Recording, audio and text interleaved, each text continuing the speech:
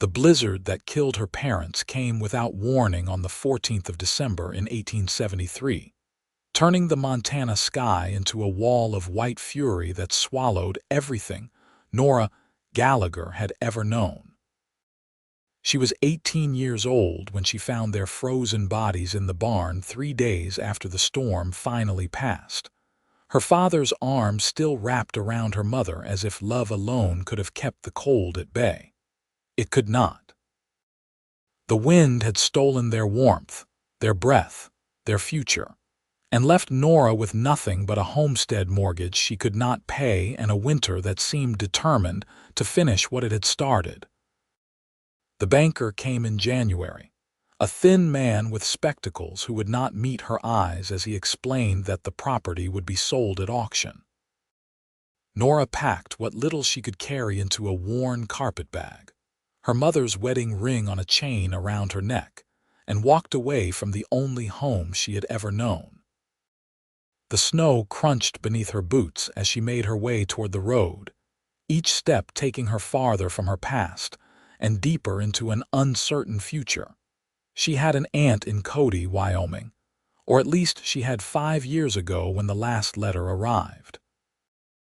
It was her only option, the single thread of hope she could cling to as she used the last of her father's saved coins to buy passage on a freight wagon heading south.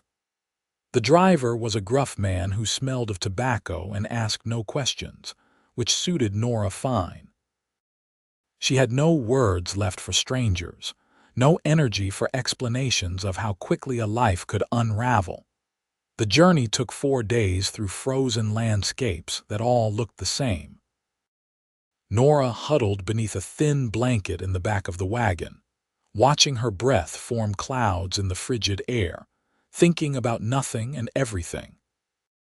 When they finally rolled into Cody on a gray afternoon in late January, she felt hollow, scraped clean of everything except the will to keep moving forward. The town was larger than she expected, built along the Shoshone River with the mountains rising dramatic and snow covered in the distance. False-fronted buildings lined the main street, their wooden facades painted in colors that seemed too bright against the white landscape. Nora climbed down from the wagon with stiff legs and thanked the driver, who nodded and drove away without a backward glance. She stood on the street with her carpet bag, suddenly aware of how alone she truly was. People moved past her, bundled in thick coats, intent on their own business. No one looked at her twice. She was just another traveler in a town that saw plenty of them, unremarkable and forgettable. Her aunt's address was written on a scrap of paper in her pocket, and Nora pulled it out with numb fingers. Mrs. Helena Garrison, Maple Street. She asked directions from a woman sweeping snow from a storefront and was pointed toward the eastern edge of town. The walk took 20 minutes through streets that grew progressively quieter.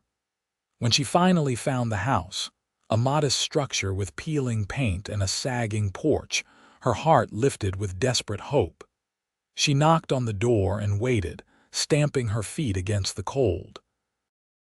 An elderly man answered, his face weathered and suspicious. "Help you? I am looking for Mrs. Helena Garrison," Nora said, her voice rough from disuse. The man's expression softened into something like pity. "Mrs. Garrison passed 2 years back. Fever took her." The words hit Nora like a physical blow. She swayed on her feet and the man reached out to steady her. "You all right, miss?" "Yes," she lied. "Thank you. I am sorry to have bothered you." She turned and walked away before he could ask questions or offer sympathy she could not bear to accept. Her last connection to family was gone, vanished like smoke, and she was truly alone in a town where she knew no one and had nowhere to go. The cold was seeping through her coat, and the light was beginning to fade. Nora walked back toward the main street, her mind racing through options that did not exist. She had $3.20 left. It was enough for perhaps a week at a boarding house if she could find one that was cheap. But then what? She needed work, needed it desperately, But jobs for women in a frontier town were limited, and she had no references, no connections, nothing to recommend her except a willingness to try. The Silver Spur Saloon came into view, its windows glowing with warm lamplight. Nora hesitated, then pushed through the doors before fear could stop her. The interior was thick with smoke and noise. Men crowded around tables playing cards or standing at the bar. A few looked up at her entrance, and she felt their eyes assessing, calculating. She approached the bar where a heavy-set man with a thick mustache was pouring whiskey. "I am looking for work," she said, forcing her voice to stay steady. The bartender looked her over with an expression she could not quite read. "What kind of work?" "Any kind. I can cook, clean, so." "I am a hard worker." "You got experience serving drinks?" "No, but I can learn." He studied her for a long moment, and Nora held her breath. Finally, he shook his head. "Sorry, miss, not hiring right now." She nodded, swallowing the lump in her throat, and turned to leave. As she headed toward the door, a voice called out, "Try the restaurant. Mrs. Chen is always needing help." Nora looked back to see an older woman sitting at a corner table, her face kind despite the garish rouge on her cheeks. "2 streets over. The Golden Dragon. Tell her Sal sent you." "Thank you," Nora said, meaning it with her whole heart. The Golden Dragon was a small establishment squeezed between a dry goods store and a barber shop. Through the windows, Nora could see tables with checkered cloths and a few customers eating dinner. She opened the door, and the smell of cooking food made her stomach clench with hunger she had been trying to ignore. A small Chinese woman emerged from the kitchen, wiping her hands on her apron. Her face was lined with age and hard work, but her eyes were sharp and assessing. "We are still serving. Sit anywhere." "I am not here to eat," Nora said quickly. "I am looking for work. Sal from the Silver Spur said you might be hiring." Mrs. Chen's expression did not change. "You have experience." "I have been running a household since I was 14. I can cook, though not Chinese food, but I learn quickly. I can clean, serve customers, whatever you need." "Why do you need work?" The directness of the question caught Nora off guard. She considered lying, making up something that sounded better than the truth, but she was too tired for deception. "My parents died in a blizzard last month. I came here to stay with my aunt, but she is dead too. I have nowhere else to go. Mrs. Chen was silent for a long moment, her dark eyes studying Nora's face. Finally, she nodded. "I give you trial. 3 days, you work hard, you can stay. Room above restaurant, small but clean. Meals included. $15 a month." Relief flooded through Nora so intensely she felt dizzy. "Thank you, you will not regret this." "We will see. You start now. Go upstairs, second door on right. Put your bag away and come back down. We have dinner rush soon." The room was barely larger than a closet, with a narrow bed, a small dresser, and a single window that looked out on the alley. To Nora, it was the most beautiful thing she had ever seen. She set her carpetbag on the bed and allowed herself exactly 30 seconds to close her eyes and breathe, then headed back downstairs to begin her new life. The next 3 days passed in a blur of hard work. Nora learned the routine of the restaurant, how Mrs. Chen liked things done, which customers were pleasant and which ones to watch. She waited tables, washed dishes, swept floors, and fell into bed each night too exhausted to dream. On the 4th morning, Mrs. Chen told her the job was permanent, and Nora felt the first small flicker of something like hope. Winter still gripped the town with icy fingers, but inside the Golden Dragon, there was warmth and purpose. Nora fell into a rhythm, her hands growing rough from work, her body aching but strong. She learned to smile at the customers even when they were rude, learned which cattlemen tipped well and which miners would try to shortchange her. She saved every penny she could, building a small reserve against the next disaster, because she had learned that disaster always came eventually. It was on a bitter February morning that Vincent Irving first walked into the restaurant. Nora was wiping down tables, preparing for the lunch crowd, when the door opened and a man stepped inside, bringing a gust of cold air with him. She looked up and found herself staring at a cowboy who looked like he had been carved from the harsh landscape itself. He was tall and rangy, with dark hair that needed cutting and several days of stubble shadowing his jaw. His clothes were worn but clean, a heavy coat over dusty range wear, and his eyes were the pale blue of ice on a winter river. There was something in his face that made Nora think of loneliness, a kind of remote isolation that went deeper than just being alone. "Sit anywhere," she said, clutching her rag perhaps a bit too tightly. He chose a table by the window and sat with his back to the wall, the unconscious positioning of a man who was always watching his surroundings. Nora approached with her order pad, suddenly self-conscious in her plain dress and worn apron. "What can I get you?" His eyes met hers, and she saw intelligence there and wariness. "Coffee, whatever the special is. Beef stew and biscuits." He nodded, and she retreated to the kitchen, oddly flustered. Mrs. Chen gave her a knowing look but said nothing as she ladled stew into a bowl. When Nora brought the food, the cowboy thanked her with a quiet courtesy that seemed at odds with his rough appearance. She refilled his coffee twice, and he ate slowly, as if savoring every bite. When he was finished, he left payment on the table with a tip that was more generous than necessary and walked out without another word. "That is Vincent Irving," Mrs. Chen said, coming to clear the table. "Good man." "Sad man." "What do you mean?" Mrs. Chen shrugged. "He lost everyone. Wife, daughter, diphtheria 3 years ago. He has ranch north of town, runs it alone. Comes to town once, maybe twice a month, always eats here." The information settled over Nora like a weight. She understood loss, understood the way it carved pieces out of you that never grew back. She found herself watching the door for the rest of the day, though she told herself it was foolish. Vincent Irving came back 2 weeks later. Again, he sat at the same table, ordered the same meal. Nora served him with hands that wanted to tremble and did not understand why this silent man affected her so. When she set his plate down, he looked up at her. "Thank you, Miss Gallagher, Nora Gallagher, Miss Gallagher." He nodded, as if filing the information away, and she saw his eyes truly focus on her for the first time, taking in her face with an attention that made her breath catch. "You are welcome, Mr. Irving." His eyebrows rose slightly. "You know my name. Small town. People talk." She hesitated, then added, "They say you have a ranch." "Such as it is.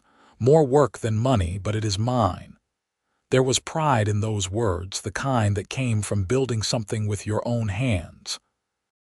Nora understood that too. The need to have something solid in a world that could take everything away without warning. Over the following weeks, Vincent Irving became a regular presence. He came every Saturday without fail, always ordered the same thing, always left the same generous tip. Slowly, incrementally, they began to talk.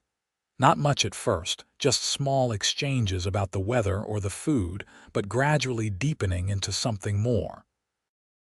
Nora learned that he had come west from Missouri after the war, that he had built his ranch from nothing, that he raised cattle and horses on land that fought him every step of the way.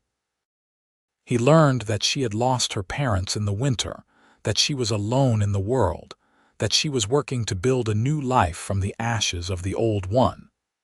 There was something in their shared understanding of loss that created a connection, an invisible thread that pulled them together. Nora found herself looking forward to Saturdays with an anticipation that both thrilled and frightened her. She took extra care with her appearance on those days, pinning her dark hair more carefully, making sure her apron was spotless. Vincent noticed. She could see it in the way his eyes lingered on her face, in the small smile that occasionally touched his lips when she brought his coffee. The air between them felt charged with possibility, with things unspoken but deeply felt. It was late March when everything changed.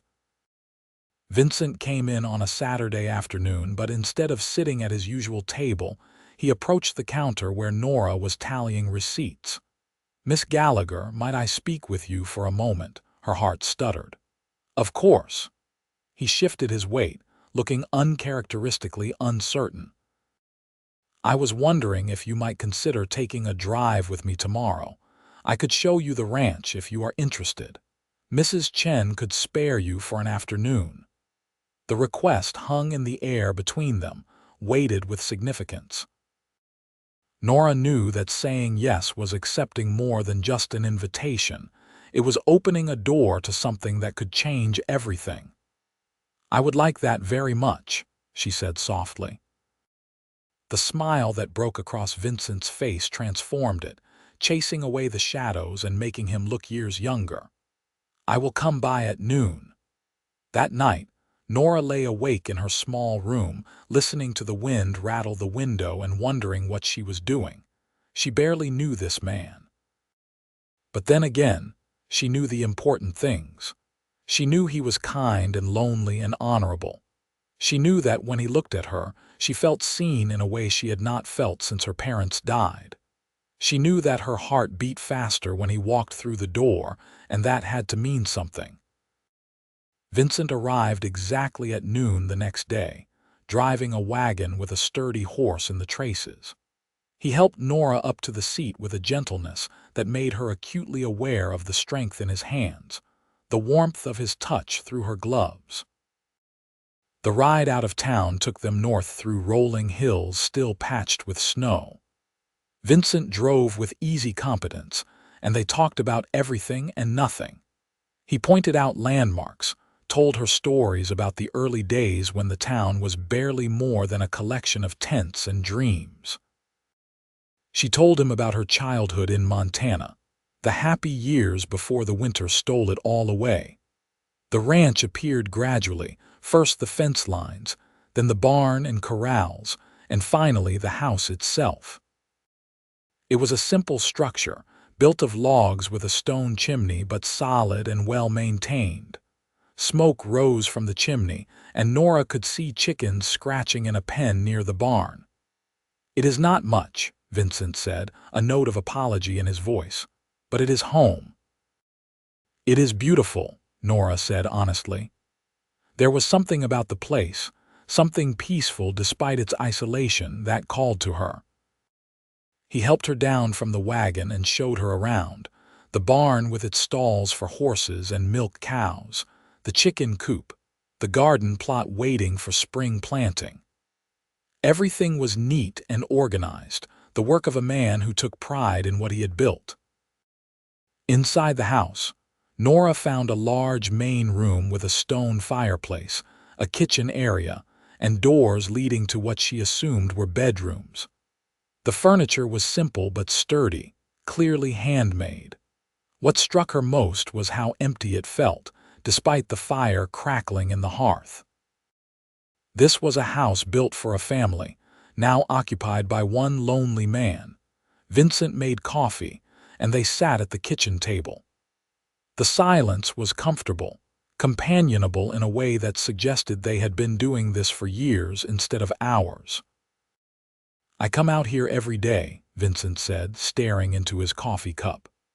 "Work from sunup to sundown. Take care of the animals, mend fences, fix whatever breaks. It is good work, honest work.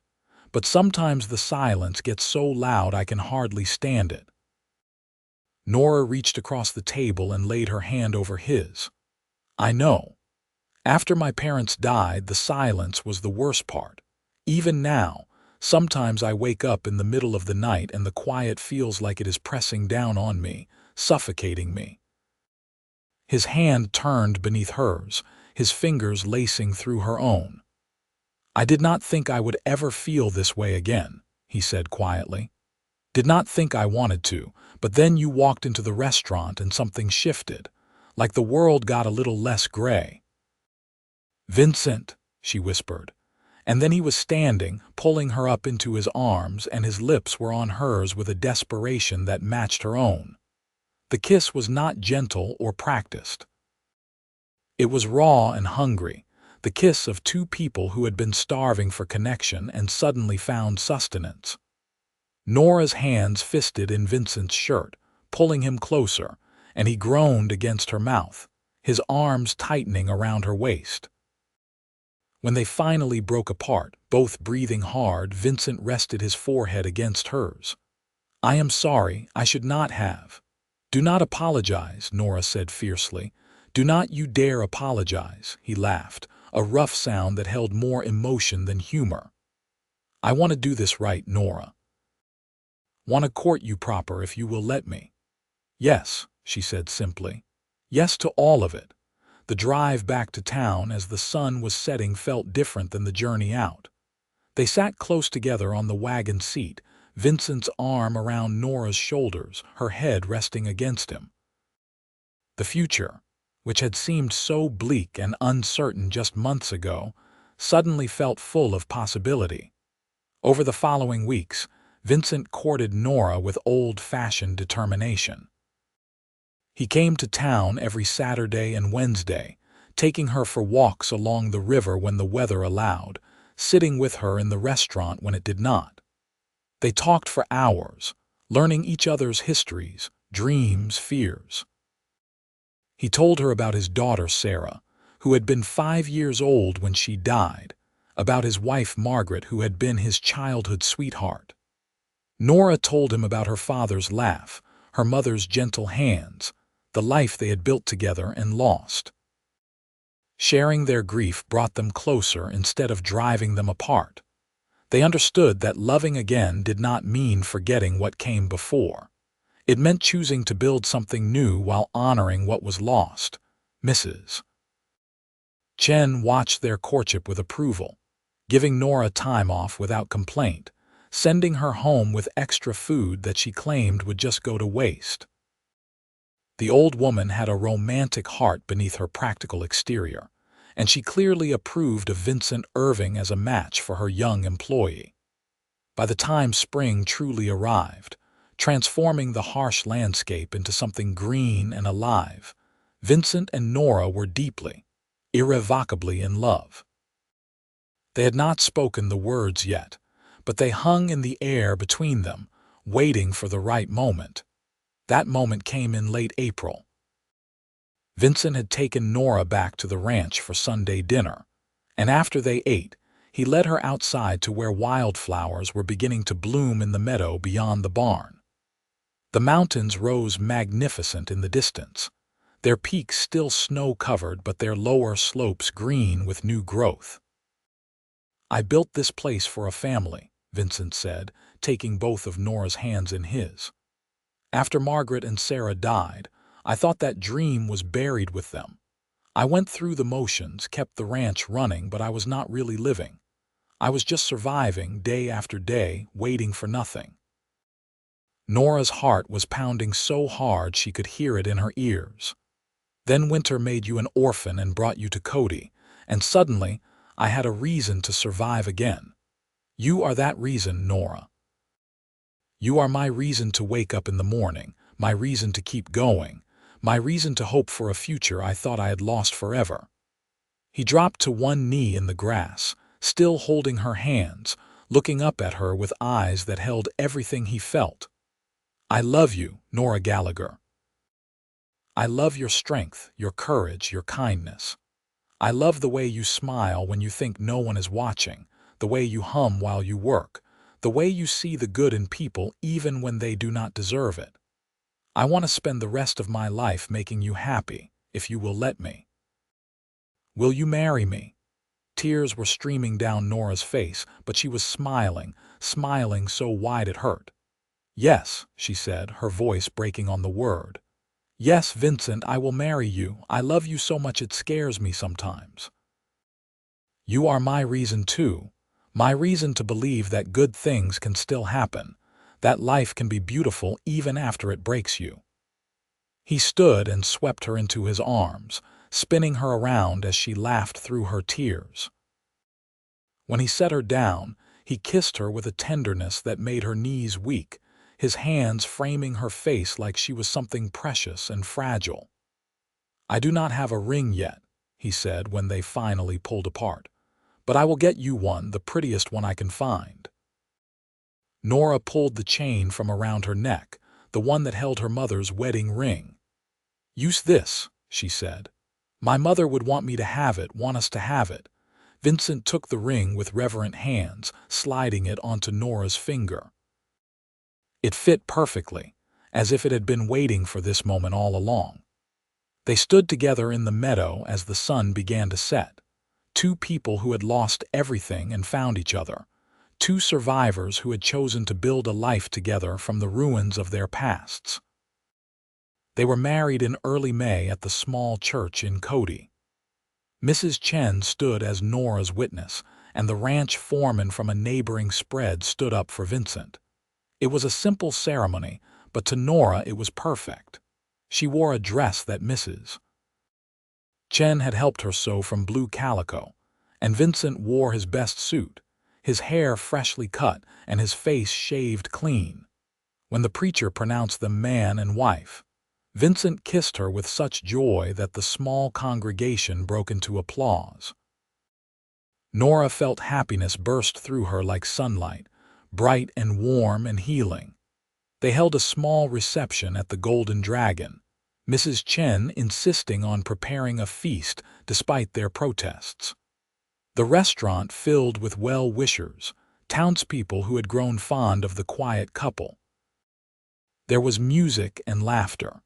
And for the first time since the blizzard that killed her parents, Nora felt like she was part of something larger than herself, part of a community that cared. As evening fell, Vincent drove them back to the ranch in the wagon, Nora's head resting on his shoulder, both of them tired but content. The house looked welcoming in the twilight, smoke curling from the chimney, lamplight glowing in the windows. Vincent carried her over the threshold despite her laughing protests, setting her down gently in the main room. "Welcome home, Mrs. Irving." The name sent a thrill through her. Mrs. Irving. She was married, she had a home, she had a future. The orphan who had walked into Cody with nothing but a carpetbag and grief now had everything that mattered. Their wedding night was tender and passionate, a discovery of each other that felt both sacred and natural. Vincent was patient and gentle, mindful of Nora's inexperience, and she gave herself to him completely, holding nothing back. They made love by lamplight and then lay tangled together in the big bed, talking quietly until sleep finally claimed them. The following months were a time of deep happiness for both of them. Nora threw herself into making the house a home, sewing curtains for the windows, planting a garden, learning to manage the chickens and the dairy cow. Vincent taught her to ride, putting her on a gentle mare and leading her around the corral until she had the confidence to venture farther. The ranch work was hard, but they did it together. Nora learned to help with the haying, to assist during calving season, to doctor sick animals and mend tack. Vincent was endlessly patient with her learning, praising her successes and helping her through failures without judgment. In the evenings, they would sit together on the porch, watching the sun set over the mountains, talking about their day or sometimes just enjoying the comfortable silence. These were the moments Nora treasured most, the quiet intimacy of simply being together, of knowing she was loved and cherished. By late summer, Nora began to suspect she was pregnant. She waited until she was certain before telling Vincent, wanting to be sure before raising hopes that might be disappointed. When she finally shared the news on a warm August evening, Vincent's face went through a series of emotions so quickly she could barely track them. Shock, fear, hope, and finally pure joy. "A baby," he said wonderingly, his hand coming to rest on her still flat stomach. "We are going to have a baby." "Are you happy?" Nora asked, suddenly uncertain. She knew about the daughter he had lost, wondered if this news would bring more pain than pleasure. "Happy does not begin to cover it," Vincent said, pulling her into his arms. "I am terrified and thrilled and grateful all at once. A baby, Nora, our baby." The pregnancy progressed smoothly through the fall. Vincent became almost comically protective, insisting that Nora rest more, refusing to let her do any heavy work. She tolerated his fussing with amused patience, understanding that it came from love and old fear. As winter approached, Nora found herself thinking about the previous year, about the blizzard that had taken her parents and set her on the path that led here. It was hard to reconcile the grief of that loss with the joy of her current life. Both were real, both were part of her story, and she was learning to hold both truths at once. The baby was due in late March, and as the date approached, Vincent grew increasingly anxious. The memory of losing his first wife and child to illness haunted him, and Nora could see the fear in his eyes even as he tried to hide it. "I am strong," she told him one night as they lay in bed, her hand guiding his to where their baby kicked against her swollen belly. "We are both strong, this baby and I. We are going to be fine." "I cannot lose you," he said roughly. "I cannot go through that again, Nora. You are my whole world now." "You are not going to lose me," she promised, praying she could keep that promise. When her labor began on a cold morning in late March, Vincent immediately rode to town to fetch the doctor and Mrs. Chen, who had insisted on being present for the birth. The labor was long and difficult, lasting through the day and into the night. Vincent paced in the main room, listening to Nora's cries with growing panic, until Mrs. Chen finally emerged to tell him he had a son. Vincent burst into the bedroom to find Nora propped against the pillows, exhausted but glowing, holding a tiny bundle wrapped in blankets. She looked up at him with tears streaming down her face, and he crossed the room in 3 strides, gathering his wife and child into his arms. "A boy," Nora said softly. "We have a son, Vincent." He looked down at the baby's tiny red face, at the small fist waving in the air, and felt his heart crack open with love so intense it was almost painful. "He is perfect. You are perfect. I love you both so much." They named him Thomas after Nora's father, and he became the center of their world. Vincent was a devoted father, endlessly patient with the infant, getting up for night feedings even though Nora insisted she could handle them, spending his rare free moments simply watching his son sleep. Nora bloomed in motherhood, her natural nurturing instincts finding full expression. She sang to Thomas as she went about her work, keeping him close in a sling Vincent fashioned so her hands could be free. The house filled with the sounds of baby laughter and crying, with the evidence of new life and new hope. As spring turned to summer, they fell into new rhythms as a family of 3. The ranch continued to demand their attention, but now there was a greater purpose to all the work. They were building something for Thomas, creating a legacy he could inherit, a home where he would grow up surrounded by love and security. On a warm evening in June, when Thomas was 3 months old, they sat together on the porch watching the sunset. The baby slept in Nora's arms, and Vincent's arm was around her shoulders, and everything felt perfect in a way that seemed almost too good to be real. "You ever think about how we found each other?" Nora asked quietly. "How many things had to go wrong for us to end up in the right place at the right time?" "All the time," Vincent admitted. "I wish you had not lost your parents. I wish I had not lost Margaret and Sarah. But I cannot regret the path that brought you to me. Neither can I." Nora looked down at their sleeping son, then up at her husband. Winter made me an orphan, took everything I thought I knew about life, but it also brought me here to you. And you made me want to survive, want to build something new, want to hope again." Vincent kissed her forehead. "You did the same for me. I was just going through the motions before you walked into that restaurant. You reminded me what it felt like to be alive, to want something more than just making it through another day." "We saved each other," Nora said softly. "We did," Vincent agreed. "And we are going to build a beautiful life together, the three of us. Maybe more if we are lucky." Nora smiled at the thought. More children, years stretching ahead filled with ordinary moments and extraordinary love, a future that was bright instead of bleak. "I would like that. A house full of children, a life full of noise and chaos and happiness." "Then that is what we will have," Vincent promised. The years that followed proved him right. Thomas was joined by a sister 2 years later, a daughter they named Clara after Vincent's mother. Then another son, James, arrived when Thomas was 5. The house that had once echoed with loneliness now rang with the sounds of children playing, arguing, learning, growing. The ranch prospered under Vincent's careful management and Nora's tireless support. They added more cattle, improved the breeding stock, built a better barn and additional corrals. It was never easy. There were droughts and harsh winters, sick animals and broken equipment, but they faced it all together, their partnership strong and unshakable. Nora maintained her friendship with Mrs. Chen, bringing the children to town once a month to visit the restaurant. The old woman delighted in the youngsters, slipping them treats and telling them stories about their mother's early days in Cody.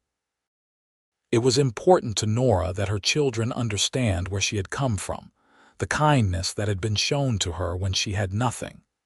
Vincent proved to be the father she had always known he would be, patient and loving but firm when necessary. He taught Thomas to ride and rope, to care for animals and respect the land. He taught Clara to be brave and independent, never suggesting that being a girl meant she was less capable. He carried young James on his shoulders around the ranch, pointing out everything and explaining how it all worked. On quiet evenings when the children were asleep, Vincent and Nora would sit together and marvel at the life they had built. The grief of their losses never entirely disappeared, but it became part of the foundation rather than a constant weight. They honored their pasts by building a future that would have made their lost loved ones proud. When Thomas turned 10, Vincent sat him down and told him about Sarah, about the sister he never knew, about the first family that had lived in this house. It was important, Vincent felt, that his children understand the full story, the losses that had come before their joy. Thomas listened with serious eyes, then hugged his father fiercely. "I wish I could have known her," he said. "But I am glad you found Ma. I am glad we are a family." "So am I, son," Vincent said, his voice thick with emotion. "So am I." The town of Cody grew and changed around them over the years. More families arrived, more businesses opened, the wild frontier slowly becoming civilized. Vincent and Nora watched it all from their ranch, participating in the community, but maintaining the peaceful sanctuary they had created. They were known as a devoted couple, their love for each other evident to anyone who saw them together. Even after years of marriage, Vincent still looked at Nora like she was the most precious thing in his world, and she still blushed under the warmth of his attention. When their 20th wedding anniversary arrived, Vincent surprised Nora with a trip to Denver, leaving the older children in charge of the younger ones for a week. It was the first time they had been alone together since Thomas was born, and the freedom was both strange and wonderful. They stayed in a hotel with indoor plumbing and electricity, luxuries that seemed almost decadent after ranch life. They ate in restaurants and attended a theater performance, walked city streets and marveled at how much the world had changed since they were young.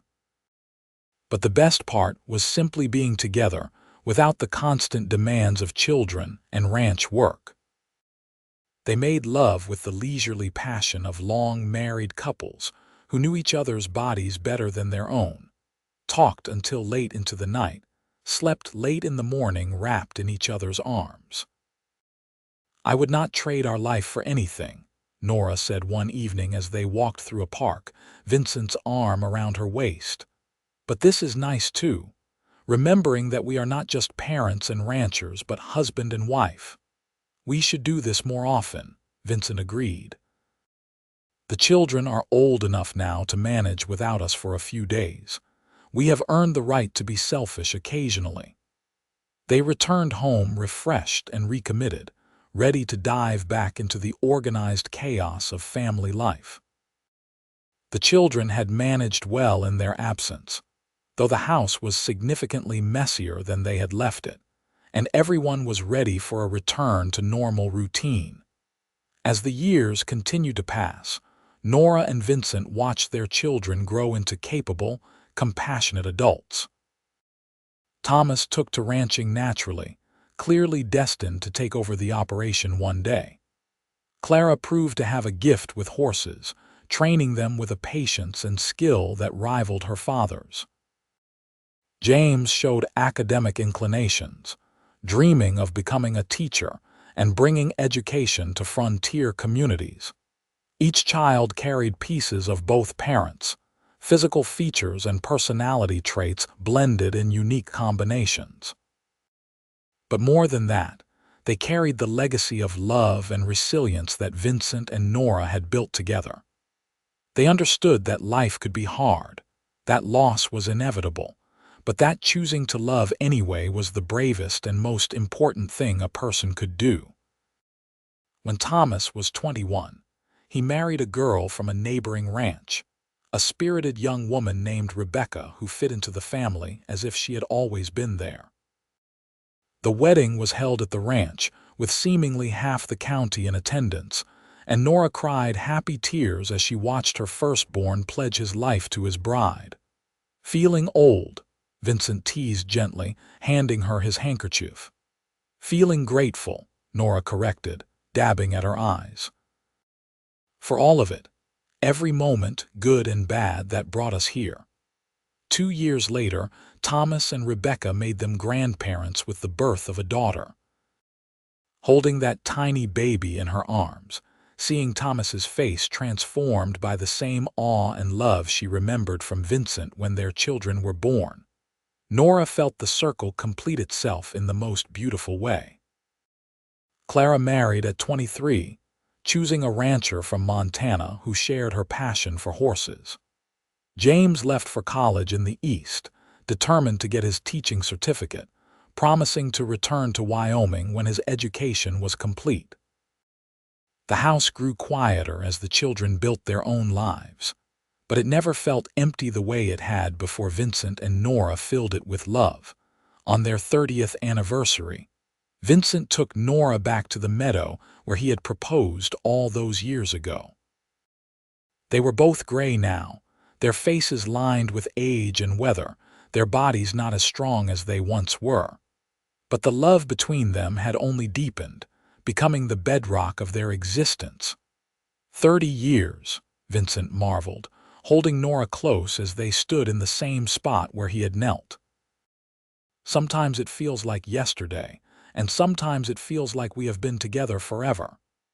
"Both are true," Nora said, resting her head against his chest, listening to the steady beat of his heart. "Every day with you is new, and every day with you feels like coming home." "I love you more now than I did on our wedding day," Vincent said. "Did not think that was possible, but it is true. You are my heart, Nora, my reason for everything. And you are mine," she whispered. "My lonely cowboy who gave me a reason to survive, to thrive, to build a life more beautiful than I ever imagined." They stood together as the sun set, two people who had lost everything and found each other, who had taken the broken pieces of their lives and created something whole and beautiful. The meadow was filled with wildflowers, the same kind that had bloomed the day Vincent proposed. And in the distance, they could hear cattle lowing and horses nickering, the sounds of the life they had built together. As full darkness fell and stars began to appear in the vast Wyoming sky, Vincent and Nora walked hand in hand back to the house. Through the windows, they could see lamplight glowing, and they knew that inside there would be warmth and comfort, memories layered in every corner, evidence of a life fully lived. The winter that had made Nora an orphan felt like a lifetime ago, like something that had happened to a different person. In some ways, it had. That frightened girl who had stepped off a freight wagon with nothing but a carpetbag and grief had been transformed by love into a woman of strength and purpose. A wife, a mother, a grandmother, a rancher. And Vincent, the lonely cowboy going through the motions of survival, had been equally transformed. Nora had not just given him a reason to survive. She had given him a reason to live, to hope, to love again even after he thought that part of his life was over forever. Together, they had created something that would outlast them, a legacy of love and resilience that would be passed down through generations. Their children would tell their grandchildren stories about the winter that brought their grandmother to Cody, about the lonely cowboy who had needed her as much as she needed him, about how love could heal even the deepest wounds. As they climbed the steps to the porch, Vincent paused and pulled Nora into his arms one more time, kissing her with all the tenderness and passion of 3 decades together. She kissed him back, her arms tight around his neck, both of them acutely aware of how precious this moment was, how precious every moment together had always been. "Thank you," Vincent said softly, "for walking into that restaurant, for giving me a chance, for building this life with me." "Thank you for seeing me," Nora replied, "for loving me, for making me believe in happy endings." They went inside together, closing the door on the darkness, stepping into the light and warmth of the home they had created. Outside, the Wyoming night was cold and vast and full of stars. Inside, there was love and safety and the certain knowledge that they had found exactly what they were meant to find in each other. Years would continue to pass. There would be more grandchildren, more joys and inevitable sorrows. Vincent and Nora would grow old together, their bodies slowing but their love never diminishing. When the time finally came, they would face that final journey together, having lived a life that proved that even the darkest winter could give way to the brightest spring. But that was still far in the future. For now they had tonight and tomorrow and all the days stretching ahead. They had their children and grandchildren, their ranch and their community, their memories and their dreams. Most of all, they had each other. 2 survivors who had found salvation in love. The lonely cowboy and the orphaned girl had become so much more than the sum of their losses. They had become a testament to the power of human connection, to the way love could transform tragedy into triumph, emptiness into abundance, survival into true living. As they settled by the fire that evening, Nora in her favorite chair with her mending and Vincent in his with the newspaper, they exchanged a smile that held 30 years of understanding, of partnership, of devotion. No words were necessary. Everything important had already been said in the life they had built together, in the children they had raised, in the love that had sustained them through everything. Winter had made her an orphan, stolen her past and left her with nothing. But that lonely cowboy had given her everything that mattered, a future, a family, a love that would endure beyond their years.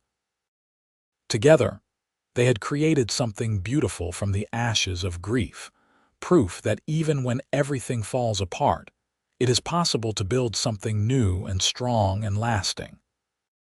And in the quiet moments before sleep claimed them that night, Lying in the bed they had shared for 3 decades, Vincent whispered, "I love you, Nora Irving." She smiled in the darkness, her hand finding his. "I love you too, Vincent Irving, today, tomorrow, and always." Outside, the Wyoming wind whispered through the pines. Inside, two hearts beat in synchronized rhythm, two lives so thoroughly intertwined they had become one story, one beautiful testament to the enduring power of love. The winter that had taken so much had also, in its way, given them everything. And they were grateful for every moment of the journey that had brought them together and carried them forward into a future they had built with their own hands and hearts.